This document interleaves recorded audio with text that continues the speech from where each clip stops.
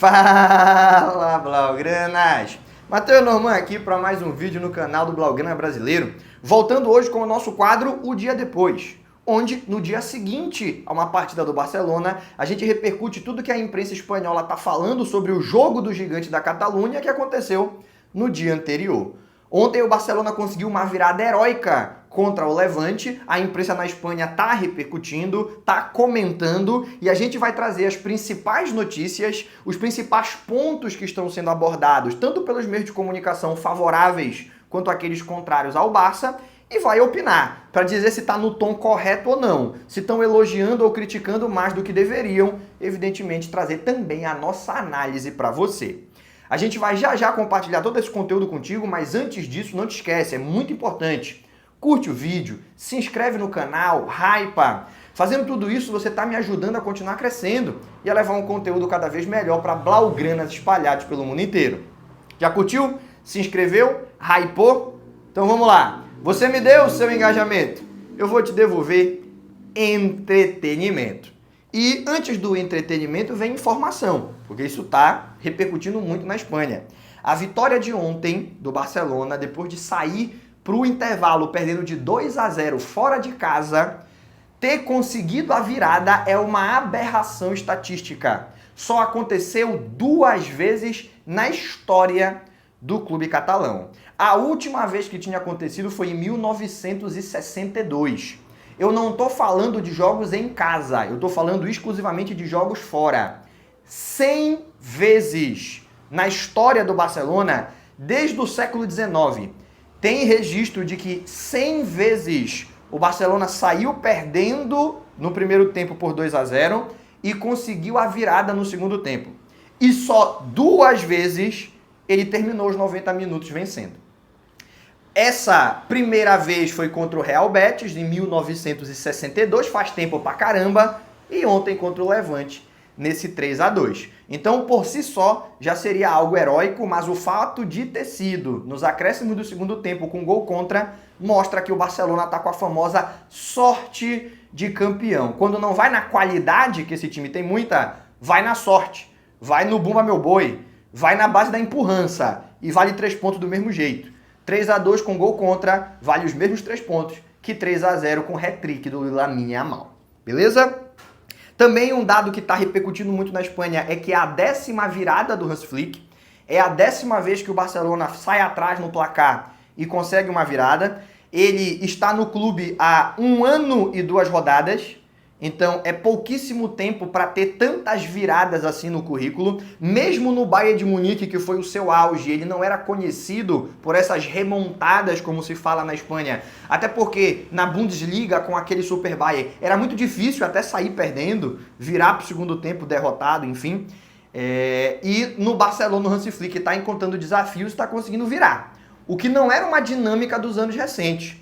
O Barcelona, que justamente era muito criticado pela falta de força mental para enfrentar adversidades e conseguir superá-las, se não desse tudo certo desde o primeiro minuto, o time derretia em campo, especialmente ficou marcado por isso na era Koeman e também na era Xavi, com o Hansi Flick é na adversidade que cresce. Até fiz uma brincadeira lá no nosso Instagram, que é o mesmo nome aqui do YouTube, blaugrana.brasileiro, se você não segue, segue a gente lá. Fiz uma brincadeira lá onde qualquer torcida no mundo, perdendo de 2-0 no intervalo, está extremamente preocupada, desliga a televisão e vai dormir. A torcida do Barcelona já começa a comemorar a vitória, porque sabe que é justamente quando a gente está perdendo que tem mais chance de conseguir terminar o jogo vencendo. É mais perigoso o Barcelona virar para o segundo tempo ganhando de 2-0 do que perdendo. Claro, uma brincadeira, claro, era só meme, né? Mas as estatísticas do Hansi Flick dão uma certa veracidade para essa nossa brincadeira. Beleza?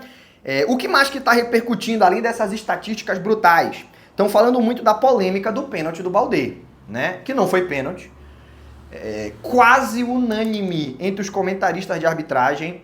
Eu acompanhei os 4 principais jornais da Espanha, 2 de Madrid, 2 da Catalunha, e só teve um comentarista que se manifestou, um comentarista de arbitragem que se manifestou dizendo que era pênalti. E ele utilizou de um argumento um tanto quanto estranho, né? Ele disse que o braço do Baldé não está em posição natural, porque está fazendo um L. Caramba, mas eu tô aqui o vídeo todinho e o meu braço tá em L. Eu tô na posição antinatural, então eu sou um ciborgue, um robô. Porque todos os vídeos, e quando a gente anda na rua, quando tá correndo, todo mundo fica com o braço nesse formato de L. Você concorda comigo? Você tá correndo, você vai fazer isso daqui com o braço. Você tá sentado, você faz isso aqui com o braço. O braço tá mais tempo em L do que esticado. E segundo esse comentarista de arbitragem, essa posição em L é uma posição antinatural que ele se utilizou para conseguir estender o tamanho do corpo e impedir que o chute fosse a gol. Eu sinceramente acho muito difícil que o Baldé tenha pensado tudo isso que o comentarista de arbitragem disse que ele estava pensando no momento em que ele está na frente de uma bola que vai ser chutada a queima-roupa, e os outros comentaristas dos outros jornais também se manifestaram da mesma maneira que eu, acham que houve excesso de rigor, porque o braço não está 100% colado, mas ele está meio centímetro fora do corpo no máximo, e se não pega no braço, pega na barriga. Não é que ele está com o braço fora do corpo, está bem aqui, e a bola bateria nele se não bate no braço, bateria no tronco se não bate no braço. Quase que unânime. Esse único comentarista, que é o Iturralde, ele é o comentarista do Diário AS. O Diário AS é o jornal mais madridista que tem no planeta. Eu não sei qual é a relação e a opinião que você tem sobre as emissoras que você acompanha falando de futebol espanhol, mas eu te garanto que o Diário AS deixa qualquer emissora que você acha que é madridista no chinelo. Tem muitas informações de bastidores que só o Diário AS consegue, então eles têm a sua competência na cobertura do futebol espanhol, mas extremamente madridista, 100% clubista, e nem tentam fingir que são diferentes. Isso está na proposta, está escrachado na proposta do jornal. Esse Iturralde é comentarista do Diário AS, foi lá que ele manifestou essa sua ideia, e ao mesmo tempo ele é torcedor do Athletic Bilbao, declarado. Torcedor do Athletic Bilbao declarado. E com todas as recentes polêmicas envolvendo Barcelona e Bilbao, e com o passado que ele tem servindo a um meio de comunicação madridista, era esperado que ele fosse o único a dizer que tá certo o árbitro de ter marcado o pênalti. Todos os outros falaram o contrário. Eu estou com a maioria dos comentaristas de arbitragem. Não teve nenhum sentido, e principalmente a mudança de critério. Esse mesmo árbitro, temporada passada, foi chamado no VAR para dar um pênalti do Tchouaméni, no El Clássico, e ele bateu de frente com o VAR e falou: não, para mim não é pênalti, porque o braço dele não está muito aberto. E o Tchouaméni estava com o braço aqui, muito mais longe do tronco do que o braço do Baldé. O Hernández bateu de frente, disse que não era pênalti, e mesmo tendo sido chamado no VAR, mandou o jogo seguir. Ontem, ele foi chamado no VAR e com menos de 1 segundo de revisão, ele quase nem chegou no monitor, ele já olhou, é contra o Barça, então tá bom. Foi lá e apitou, e é um árbitro que tem um histórico complicado de marcações contra o Barcelona. Um dos lances mais emblemáticos é aquele do gol contra o Real Betis, que a bola só falta bater na rede, e ele foi o único no estádio que não viu a bola entrar. E aquilo ali atrapalhou o Barcelona na busca pelo título espanhol. Tem a temporada passada, aquele clássico do 4-3, que você teve pelo menos 5 lances ultra polêmicos e todos foram dados a favor do Real Madrid. Ele foi o cara que apitou partidas em que ele expulsa jogadores do Barcelona. Contra o Sevilla, o Fermín foi expulso. Dava para expulsar, mas primeira falta do cara no contexto de jogo, também dava para dar um amarelo e controlar. Então, se tiver lance polêmico, ele vai dar contra o Barcelona. Isso já é histórico, todo mundo sabe. Ontem ele deu prosseguimento a essa sua diretriz e no único lance verdadeiramente polêmico da partida foi contra o Barcelona, né? A maioria dos comentaristas de arbitragem discordam dele e eu estou com essa maioria. Também está repercutindo muito hoje o desempenho do Ferran Torres, né? O Ferran Torres, em 2 partidas, tem 2 gols.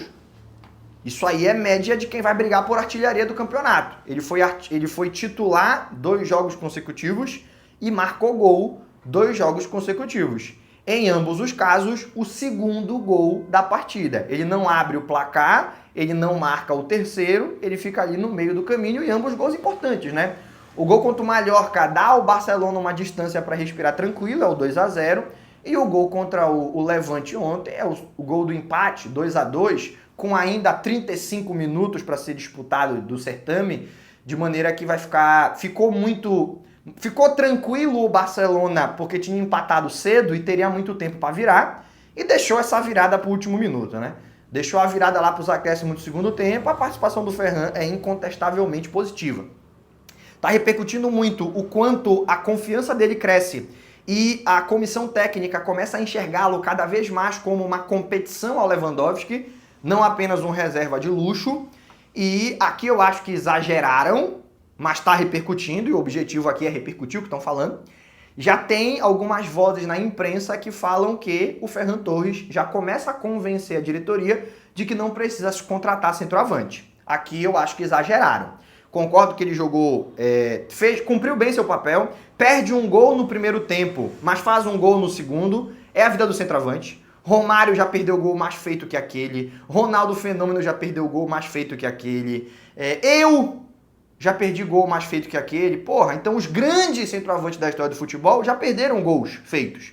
Isso daí não diminui a qualidade do atleta e não diminui a importância dele dentro da partida. O que importa é, ele conseguiu manter a concentração e a confiança e superou aquele erro e fez um gol posteriormente e conseguiu ajudar o time a sair vitorioso posteriormente. Isso o Ferran fez. Então ele está cumprindo bem o seu papel. E eu também acredito que se o Lewandowski não estiver num bom nível físico, o Ferran consegue roubar a posição, mas fisicamente bem o Lewandowski é titular absoluto, na minha opinião. Essa conversa de que ele já coloca dúvidas na diretoria se é necessário trazer um centroavante para o futuro, aí eu já acho que é um exagero, é empolgação, não é uma informação que vem de dentro do clube, é opinião de jornalistas e... talvez, se o Ferran terminar a temporada tendo ganhado a disputa contra o Lewandowski e tendo marcado 35 gols, aí sim a diretoria cogite que ele seja o camisa 9 de futuro do Barça. E mesmo assim eu não tenho certeza. Mas agora, com 2 rodadas, calma, sem exagero. Parabéns pelo que ele fez, mas tem que fazer muito mais para tirar a pulga atrás da orelha de que é necessário a contratação assim que o Lewandowski terminar o seu contrato, de um camisa 9 mais impactante. Beleza? Também se falou muito sobre essa nova versão do Pedri, um Pedri mais goleador, que já estava sendo, na temporada passada, chutando de fora da área com mais confiança nos últimos 2 meses da temporada passada, e que ontem, com um chutaraço, consegue trazer o Barcelona de volta para a partida ainda no comecinho do segundo tempo. Foi um jogo excepcional do Pedri, também está se comentando muito sobre isso, mas principalmente sobre o chute. Porque ele foi um jogador que ficou marcado para a própria torcida do Barcelona como um jogador que tinha medo de chutar. E em dado momento isso não estava errado.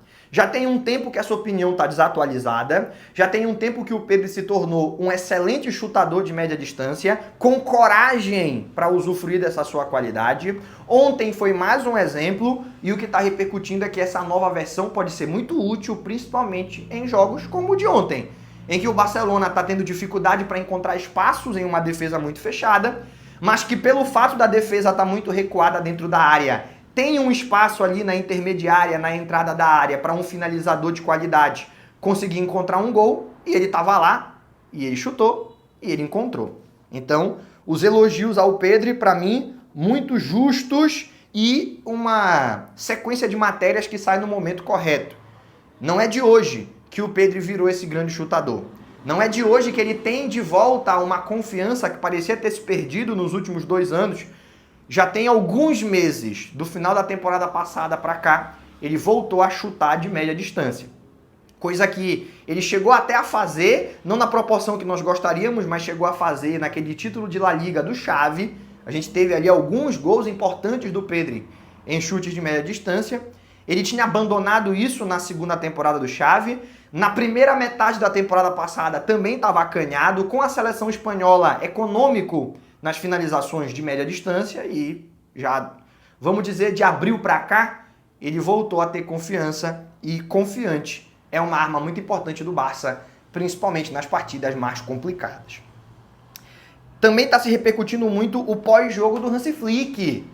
Hansi Flick falou, após a partida, ele teve um discurso muito diferente daquele contra o Mallorca. Contra o Mallorca a gente ganha de 3-0 tirando o pé. Contra o Levante a gente ganha de 3-2 na Bacia das Almas, mas dando 100% a partida inteira. O momento em que o Barcelona não dominou não foi por falta de vontade, foi por falta de capacidade ou de execução. Alguns erros do Hansi Flick que ele próprio admitiu que cometeu e que precisou corrigir no segundo tempo. Trazer o Rafinha para jogar por dentro não funcionou. Tirar o Rafinha da ponta esquerda é um erro duplo, né? Porque você perde ele na ponta esquerda e você não ganha ele por dentro, porque ele por dentro é muito inferior ao que oferece pela ponta esquerda.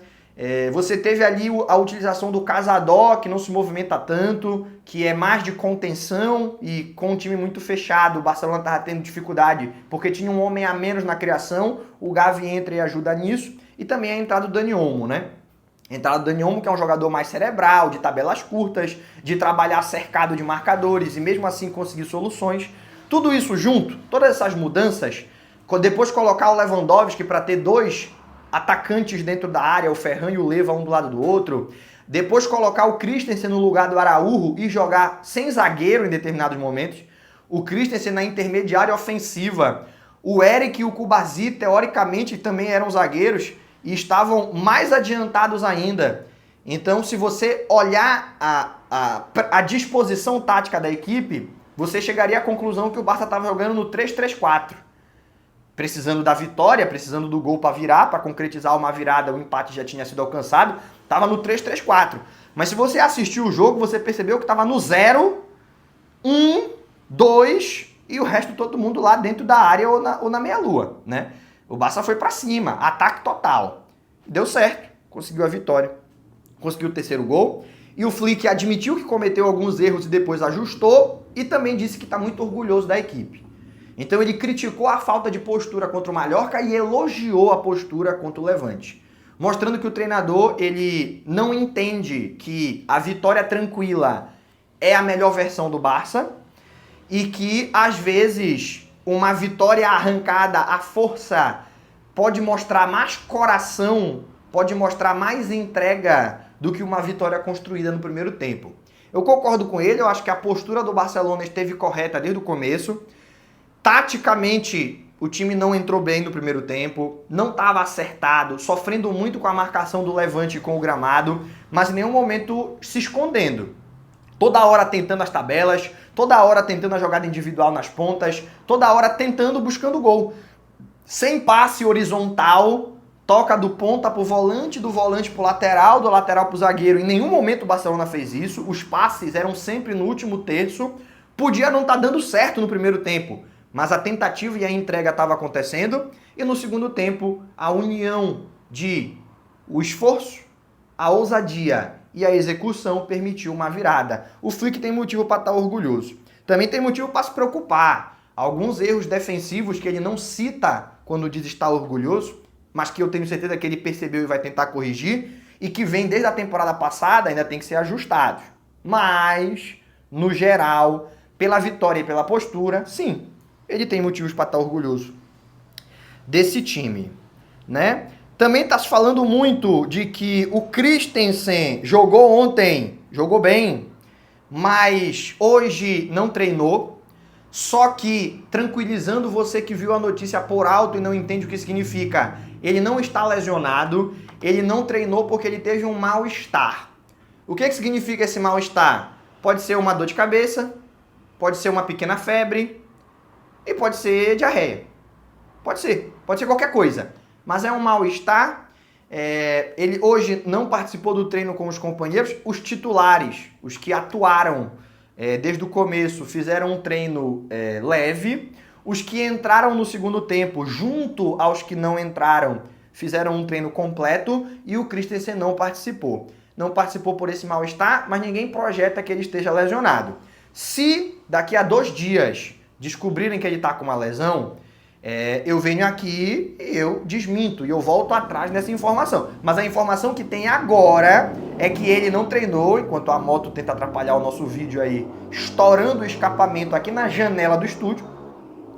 A informação que a gente tem agora é que o Christensen, ele não tem nenhuma lesão, ele só está com um mal-estar. Beleza? E pela primeira vez, desde que a gente lançou esse quadro, não tem nada que eu gostaria que tivesse sido observado da partida que não foi abordado. A gente, no vídeo que soltou hoje mais cedo, já falou dos desempenhos individuais, o que funcionou, o que não funcionou. Na live pós-jogo, que a gente fez imediatamente, 30 minutos após a partida, para ser mais exato, ontem, a gente também já falou de elementos táticos. Não é normal que a imprensa repercuta como notícia. O Yamal tá bem, o Yamal tá mal. Geralmente o que eles trazem são dados. Eu acho que todos os dados necessários eles trouxeram e a gente repercutiu aqui.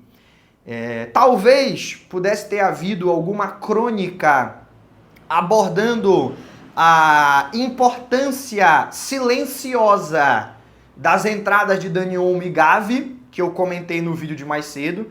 Eles não fizeram gol, eles não deram assistência, mas o simples fato deles estarem em campo, chamando marcação, a mesma coisa vale para o Lewandowski, que entrou um pouco depois, abriu espaço para que outros jogadores pudessem atuar com mais liberdade. O Yamal esteve muito mais solto depois que entrou o Dani Olmo, porque a galera tinha que fechar no Olmo, os volantes tinham que fechar nele, e tinha espaço para o Yamal ir para cima do lateral e puxar para dentro, ou para buscar assistência ou a finalização com um pouco mais tranquilidade. O Gavi também, que vinha embaixo fazer a contenção, mas com a bola se projetava à frente do Pedri para ser um homem a mais próximo da área adversária. Ele tem esse efeito surpresa, ele tem esse rompimento de linhas para receber a bola um pouco mais à frente do que o Casadó tem como característica. Talvez pudesse ter tido alguma crônica acerca dessa importância silenciosa. Não teve, mas no fundo, procurar piolho na cabeça de cavalo. Eu nem sei se esse ditado existe, mas eu soltei ele aí. Se a gente fizesse uma crítica à imprensa espanhola por não estar repercutindo isso, então estou satisfeito. O que eles repercutiram era o que precisava repercutir. E, fora os tons, que a gente deu uma ajustada aqui, falar que o Ferran já está colocando na diretoria a opinião de que não precisa contratar ninguém. Isso não é verdade? Exageraram bastante. Acredito que foi uma repercussão bem honesta do que foi a partida de ontem. Críticas ao mau momento defensivo, ao mesmo tempo que elogios à força mental da equipe, algo que não se via em times anteriores com essa mesma camisa do Barça. Beleza? Mas você pode concordar ou discordar de alguma coisa que ouviu nesse vídeo, ou das notícias que eu trouxe, ou da minha análise delas. Eu não quero ser o dono do debate, eu só quero fazer parte dele. Quer concordar ou discordar? Deixa aí nos comentários. Mas por enquanto, o que eu tinha para compartilhar de informação contigo já está acabando. A gente vai se encaminhar para o fim desse vídeo. Só que antes disso, você ficou até o final. Você gostou? Não sai desse vídeo antes de curtir, se inscrever no canal, hypar, ativar as notificações. É só clicar no sininho para não perder nada do conteúdo que a gente produz. Fazendo tudo isso de graça, você está contribuindo para eu continuar crescendo e levar um conteúdo cada vez melhor para blaugranas espalhados pelo mundo inteiro. Por hoje a gente encerra. Aquele abraço e até o próximo vídeo.